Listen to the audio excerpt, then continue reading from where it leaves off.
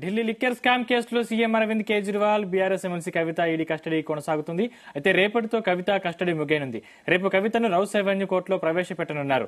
ఇప్పటికే కవిత కోర్టులో bail petition వేశారు. దీంతో కవితకు బెయిల్ వస్తుందా రాదా అనే దానిపై ఆసక్తి నెలకొంది. లిక్కర్ స్కామ్ లో 100 కోట్ల ముడుపులు తీసుకుని మద్యం విధానాన్ని సౌత్ గ్రూప్ కు అనుకూలంగా మార్చారనే ఆరోపణలు ఈడీ చెబుతోంది. ఈ మొత్తం వ్యవహారాన్ని ఎమ్మెల్సీ కవిత నడిపించారని ఈడీ ఛార్జ్ షీట్ లో పేర్కొంది.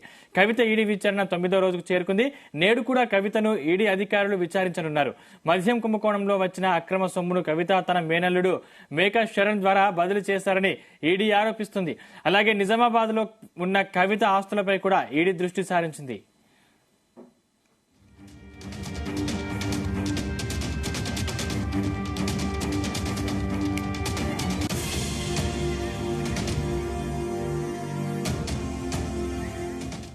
ఇక ఇదే అంశానికి సంబంధించిన మరింత పూర్తి సమాచారం మా క్రైమ్ బ్యూరో చీఫ్ రవితేజ అందిస్తారు. రవితేజ, కవిత లిక్కర్ కేసులో రేపటితో రెండోసారి కస్టడీ విచారణ ముగియనుంది. ముందు 7 రోజుల పాటు కస్టడీకి ఇచ్చినటువంటి న్యాయస్థానం మళ్లీ తిరిగి 3 రోజుల పాటు కవితను కస్టడీకి ఇచ్చింది. రేపు 26 తారీఖు మధ్యాహ్నం 11 గంటలకు కవితను మెజిస్ట్రేట్ ముందు హాజరుపరచాలంటూ కూడా ఈ ఆదేశాలు ఇప్పటికే కోర్టు ఇవ్వడం జరిగింది. ఈ రోజు విచారణ ముగిసిన తర్వాత రేపు 9 గంటల ప్రాంతంలో కవితకు వైద్య పరీక్షలు నిర్వహించి అక్కడి నుంచి ఈడీ కార్యాలయం నుంచి నేరుగా రౌస్ అవెన్యూ కోర్టులో ఉదయం 11 గంటలకు ప్రొడ్యూస్ చేయాలంటూ కూడా కోర్టు ఆదేశించింది. దాని ప్రకారంగానే ఈడీ అధికారులు తిరిగి రేపు కవితను 11 గంటల ప్రాంతంలో ప్రవేశపెట్టనున్నారు. దీంతో ఇప్పటికే కవిత రౌస్ అవెన్యూ కోర్టు ఒక పిటిషన్ కూడా దాఖలు చేయడం జరిగింది. దీంతో కవితకు బెయిల్ వస్తుందా లేదా అనే దానిపై మాత్రం ఉత్కంఠగా నెలకొంది. ఒకవేళ బెయిల్ రాకపోతే మాత్రం కవితను తిరిగి జైలుకు పంపేటువంటి అవకాశాలు ఉన్నాయి. లిక్కర్ స్కామ్ లో 100 కోట్లు ముడుపులు తీసుకొని మద్యం విధానాన్ని సౌత్ గ్రూప్ అనుకూలంగా మార్చారనే ఆరోపణలపై ఈడీ మొదటి నుంచి ఇవే వాదనలు వినిపిస్తా ఉంది.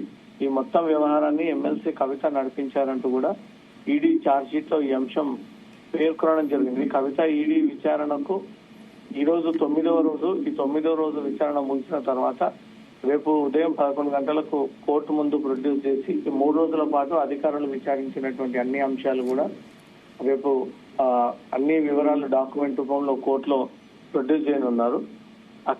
కవిత కుంభకోణం వచ్చినటువంటి అక్రమ సొమ్మునంతా కూడా తన మేనల్లుడు మేకా శరణ్ ద్వారా బదిలీ చేశారంటూ కూడా ఈడీ కొంత ఇన్ఫర్మేషన్ రాబట్టింది. ఆ విషయాన్ని కూడా రిమాండ్ రిపోర్ట్ లో పొందుపరిచింది. ఎప్పటికప్పుడు కవిత ఇస్తున్నటువంటి పేర్లు, స్టేట్మెంట్లు, లావాదేవీలు, కుటుంబ సభ్యుల యొక్క వివరాలు సేకరిస్తూ వీటిపైన దృష్టి పెట్టి ఇప్పుడు తాజాగా నిజామాబాద్ లో ఉన్నటువంటి కవిత ఆస్తులపై కూడా ఈడీ ఫోకస్ చేస్తూ గతంలో నిజామాబాద్ ఎంపీగా ఉన్నప్పుడు ఏ ప్రాంతంలో ఈ లిక్కర్ స్కామ్ సంబంధించినటువంటి అక్రమ పెట్టుబడులు అవన్నీ కూడా నిజామాబాద్ లో ఎక్కడెక్కడ కొనుగోలు చేసింది, ఎక్కడెక్కడ ఆస్తులు ఉన్నాయనే దానిపై కూడా ఈడీ ఫోకస్ చేసి అవన్నీ కూడా వెలుగులోకి దిగినున్నారు. ఇప్పటికే కవిత దగ్గర బంధువుగా ఉన్నటువంటి అఖిల ఇంట్లో మాదాపూర్ సమీపంలో పోలీసులు, ఈడీ అధికారులు గంటల తరబడి సోదాలు నిర్వహించి అక్కడ కవితకు సంబంధించినటువంటి ఇంకేమైనా ఆధారాలు దొరుకుతాయేమంటూ కూడా తీవ్రంగా గాలింపు చర్యలు చేపట్టారు.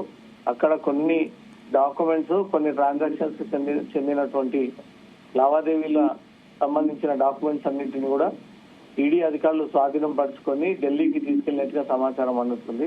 అఖిల కవితకు ఏదైనా లిక్కర్ కేసులో డబ్బులకు అరేంజ్ చేయడము, వచ్చినటువంటి డబ్బులని ఖర్చు చేయడము, భద్రపరచడము అలాంటివి ఏమైనా జరిపి వీళ్ళందరినీ కూడా విట్నెస్ కిందికి పెట్టి కవితకు బలమైనటువంటి సాక్ష్యాధారాలు కావాలి కాబట్టి వీళ్ళందరినీ కూడా విట్నెస్ కిందికి పెట్టి వారితో స్టేట్మెంట్ తీసుకునేటువంటి అవకాశం.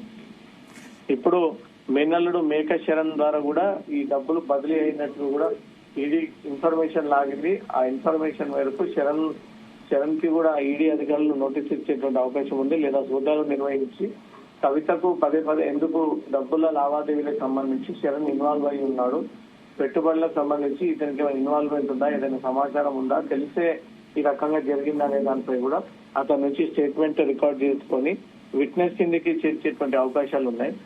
ఈ 3 రోజుల కస్టడీలో కవిత 100 కోట్ల లావాదేవీలు, డబ్బుల ముడుపులకు సంబంధించి అంశంపై కొంత ఇన్ఫర్మేషన్ కూడా అధికారులకు షేర్ చేసినట్టుగా తెలుస్తుంది. రేపటితో కస్టడీ ముగిసిన తర్వాత ఉదయం 11 గంటలకు కోర్టు ముందు ప్రొడ్యూస్ చేసినటువంటి వెంటనే కవిత ఇప్పటికే బెయిల్ పిటిషన్ దాఖలు చేయడం జరిగింది. బెయిల్ పిటిషన్ పై రేపు మధ్యాహ్నం 11 గంటలకు ఏదైనా క్లారిటీ వస్తే మాత్రం తిరిగి కవిత బయటకు వచ్చేటువంటి అవకాశం ఉంది. ఎలాంటి క్లారిటీ స్పష్టత లేకపోవడంతో మాత్రం ఖచ్చితంగా రేపు జైలుకు వెళ్ళేటువంటి అవకాశం ఉన్నాయి సార్.